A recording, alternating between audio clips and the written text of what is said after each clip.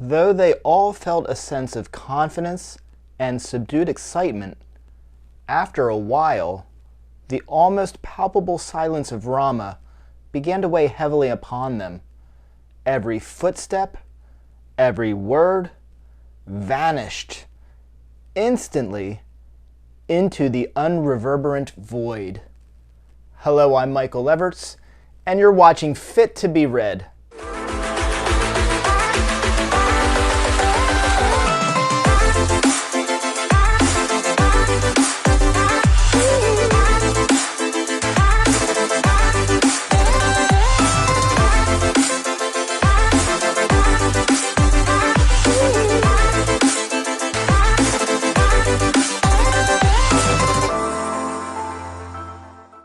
Rendezvous with Rama by Arthur C. Clarke is a classic and undoubtedly was going to eventually make it onto my list of to be reviewed once I went back for a reread. As with each review on this channel, the episode will begin with a spoiler-free review. Following that summary, I will announce my 5 selected likes and dislikes segment that will include spoilers. Watching a recent rehash of Stargate Universe, nudged Rama further ahead in my consciousness and provoked me to revisit the novel and thus be able to do this review. There are a number of similarities between Rama and Stargate Universe, not limited to potential for alien contact, connection to a seemingly empty alien craft, and at least one other really big similarity not appropriate to mention during the spoiler-free segment. The opening sequence of the book has a meteor hitting Europe. The impact, pun intended, of Clarke's words, destroying in a few flaming moments the labor of centuries, was a real picture worth a trillion words moment. I saw northern Italy's life pass before my eyes, or at least my version and understanding of it, and its history, and even more broadly, all of European history, and how vulnerable and fragile the Earth is in the context of the greater universe.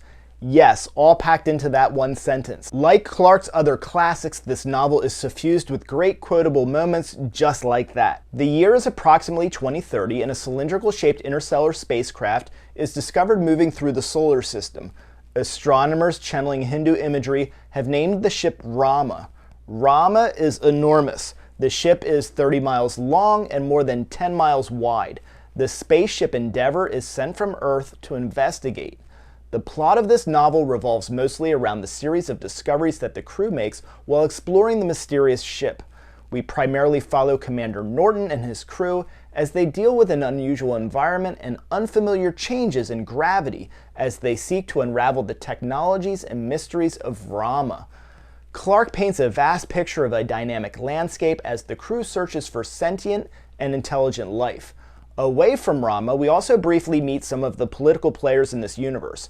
Representatives from Mercury, Earth, the Moon, and Mars each have their moment. The world building is decent, though it's not amazing. We even get a bit of a look into the Hermian psyche, Hermians being humans on Mercury, during a particular moment of mild suspense. With Clarke, dives into the human psyche is not a common practice. This is no exception, but it is welcomed as a rare moment of richness to character development, even if it's not focused on just one individual character, but a population as a whole. Individual characters in this story are not that interesting, nor are they dynamic. We learn that sex orgies are common on the ship and that humans may have multiple marriages and families, but again, no deep dive into the human condition. The crew of the Endeavour, due to Rama's trajectory and its distance from the sun, have approximately 3 weeks to explore the ship. Rama's strength does not stem from thrills and suspense, action, or shocking first contact. The leisurely pace through this alien world and the interesting discoveries around the ship is a comfortable and a rewarding expedition. The details and discoveries and the implication of such gives the reader a great overarching sense of mystery and wonder. The appeal is in the journey and not necessarily the destination. I can see readers content and appreciative with the sense of wonder that Clarke arouses in our imagination, and I can see others furious with the lack of payoff. Arthur C. Clarke is one of the most celebrated authors in science fiction. For me, Rendezvous with Rama, published in 1973, is one of his better novels. For me, much of his work, while well written, can feel very dated. I did not have that issue with Rama. The methodical expedition and meandering pace make for a comfortable, enjoyable, and fit to be read, read. Interesting to ponder while reading Rama are questions about how we might understand an advanced alien race and how an advanced alien race might regard us or consider us. Would they even consider us?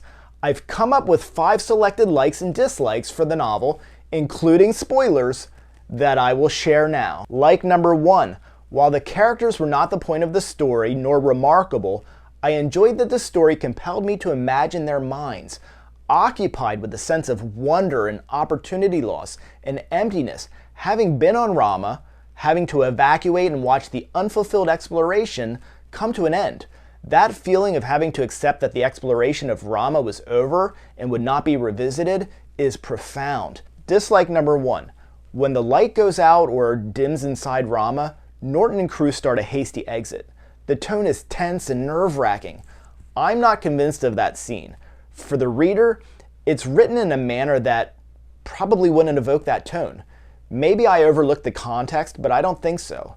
Missing was some moment that would maybe point us to buy in that there was enough happening, or something that would make us or me nod along like, yeah, they better hurry up and get the hell out of there.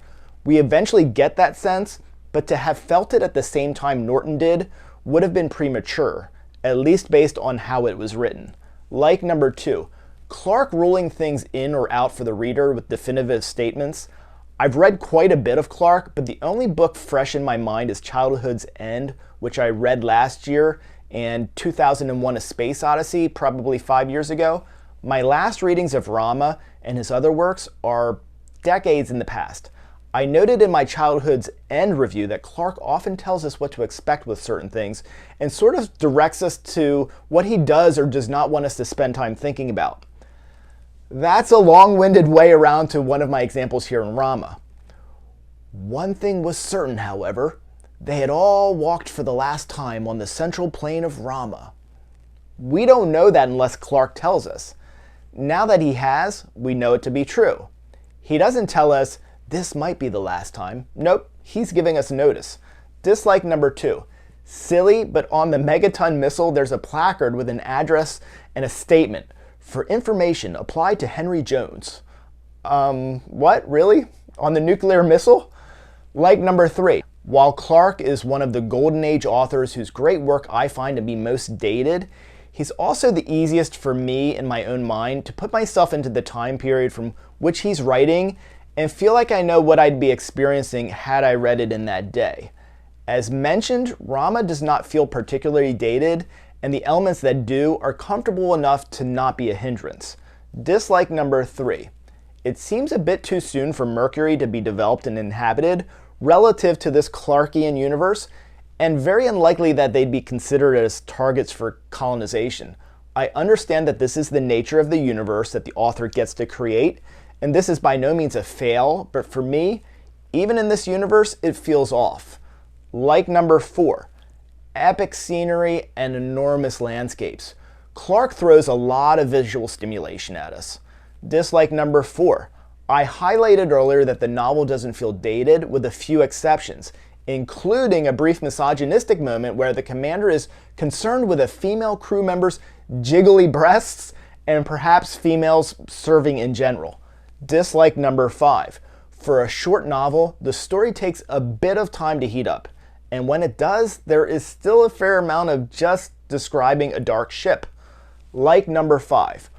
Often tales of first contact are riveting and have thrilling conflict where we are fighting with or defending ourselves from the aliens and from others. Or it's all about the lead up to an amazing and harmonious first contact.